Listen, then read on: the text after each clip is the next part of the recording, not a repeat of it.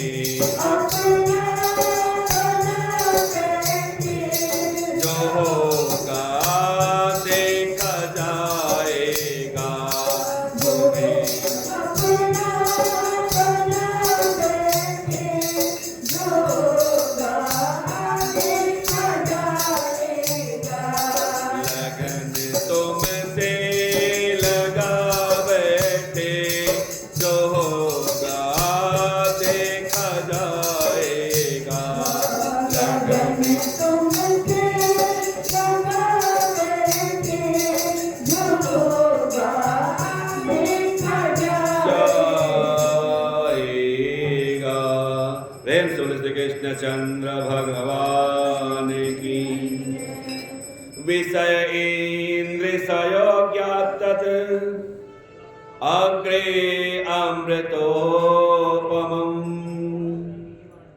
परिणामे विषमिव तत् तत् सुखम राजसंस्मृतम् तत् सुखम राजसंस्मृतम्। भगवान कहते हैं कि अगर आपने त्याग करना सीख लिया, पाना और छीनना बड़ा आसान है। हमें ये वस्तु मिल जाए, अब वो वस्तु मिल जाए, अगर आप उसके योग्य हो तब तो आपको चिंता करने की जरूरत नहीं, वो तो मिलेगी ही मिलेगी।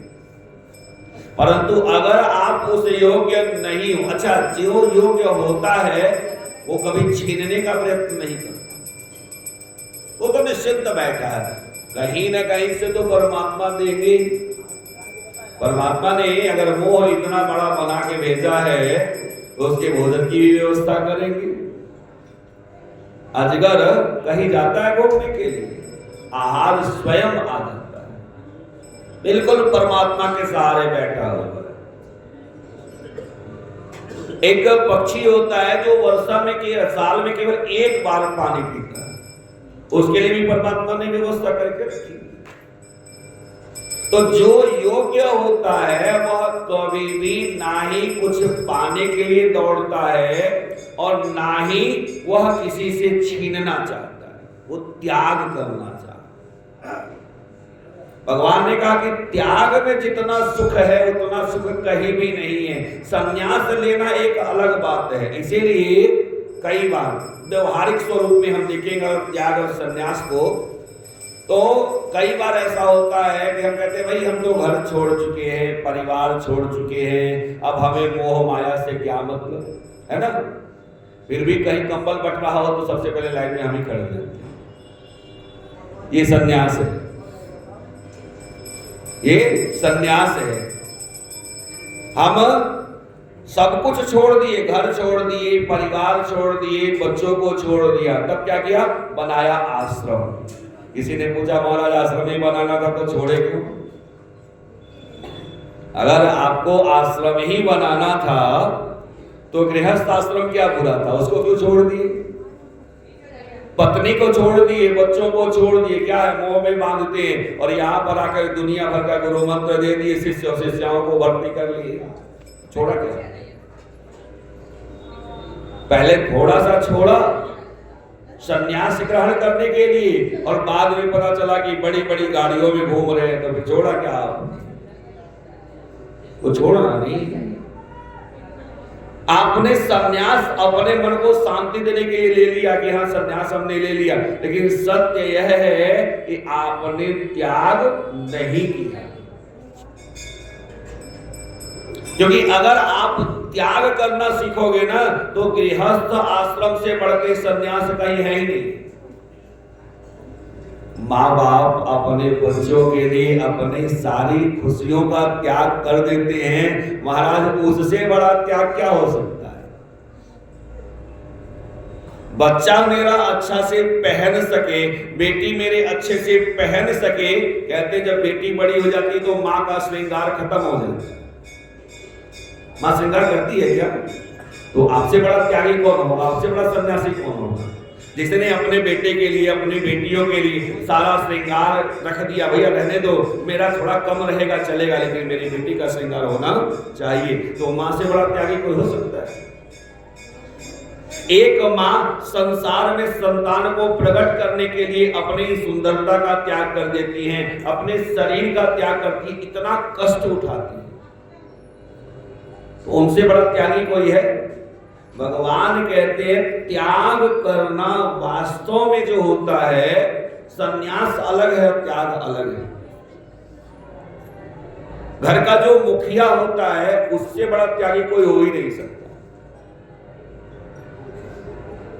हमारे शरीर का मुखिया कौन है? मुखिया मुख सो चाहिए, हाथ पान में एक। ये मुख है, देखिए इसमें आप दुनिया भर का चीज डालते हो, लेकिन वो मुख में रह जाता है क्या? अंदर गया और जाकर के उसने सारा व्यवस्था सबके लिए कर दिया। तो मुख तो जो मुखिया होता है, हेड ऑफ द फैमिली होता है, उससे बड़ा त्यागी कोई हो ही नहीं सकता। वह सारे अपने इच्छाओं का त्याग करता है, तब जाके परिवार चलता है। और जिस दिन घर के सदस्यों में त्याग की भावना खत्म हो जाती है, उसी दिन घर के बंटवारे हो जाते हैं। तो त्याग वही कर सकता है जो इंद्रिय सुख को प्राथमिकता नहीं देता। भगवान कहते हैं विषय इंद्रियों से जो सुख मिलता है वह आपको बड़ा आनंददायक लगेगा सही, लेकिन परिणाम में वह जहर से भी ज्यादा खतरनाक है। हसता क्रियते कर्मम रुदताते परिभुज्यते। हंसते हुए जीव कर्म करता है और रोते हुए उसका परिणाम भोगता है। तो भगवान ने कहा कि त्याग अगर आप कर लेते हो तो फिर आप कभी भी विषय इंद्रिय के चक्कर में नहीं पड़ोगे। ये इंद्रिय सुख के चक्कर में पड़ने वाला व्यक्ति कभी भी त्याग नहीं कर सकता है। निद्रा, आलस्य या प्रमाद से उत्पन्न जितने भी सुख हैं आपको सिवाय परेशान करने के और कुछ देने वाले नहीं। भगवान ने कहा देखो ब्राह्मण, क्षत्रिय, वैश्य और शूद्र सबको मैंने प्रकट किया, सबका विभाग किया और सबके लिए अलग अलग रास्ते बना दिए। रहते हैं बरेली में, इधर से गाड़ी आती है, उधर से लड़ जाती है, उधर से आई, इधर से लड़ जाती है। और बड़े बड़े महानगरों में हजारों गाड़ियां एक साथ चल रही हैं, कभी नहीं लड़ती। क्यों? हम छोटे से शहर में रहते फिर भी गाड़ियां लड़ जाती हैं, और वहां हजारों लाखों गाड़ियां एक साथ चल रही है। क्यों? उसका कारण है सब अपने अपने पंक्ति में चलते, सब अपने अपने रौ में चलते, कोई कहीं किसी दूसरे में नहीं जाता। भगवान ने कहा भाई देखो सबका मैंने कार्य निर्धारित करके रखा है। क्या कार्य है? ब्राह्मण का कार्य क्या है वह समझ लो। ब्राह्मण क्षत्रिय विंसा शूद्राणां च परं तपः कर्माणि प्रविभक्तानि स्वप्रभाव प्रभवे गुणे। वास्तव में ये स्वभाव मैंने सबके अलग अलग बनाए हैं। कहा ब्राह्मणों का क्या है सुन लो। अंतःकरण का निग्रह करना, इंद्रियों का दमन करना, धर्म पालन के लिए कष्ट सहना, बाहर भीतर से शुद्ध रहना, दूसरों के अपराध को क्षमा करना, मन, इंद्रिय और शरीर को सरल रखना, है ना। कोई भी आगे कुछ कह के चला जाए ब्राह्मण ठीक है कोई बात नहीं, कहते तो भैया तुम ही बड़े हो जाओ, हम छोटे बन के रह जाते हैं। भगवान ने कहा यही नहीं, वेद शास्त्र, ईश्वर और परलोक आदि में श्रद्धा रखना, वेद शास्त्रों का अध्ययन अध्यापन करना और परमात्मा के तत्व का अनुभव करना, ये ब्राह्मणों के स्वाभाविक धर्म है। ये करना ही पड़ेगा चाहे कुछ भी हो जाए। क्षत्रिय हैं, भगवान कहते हैं महाराज शौर्यं तेजोधीर्दाक्षं युद्धे चापपलायनम्। प्रेम से श्री कृष्णचंद्र भगवान की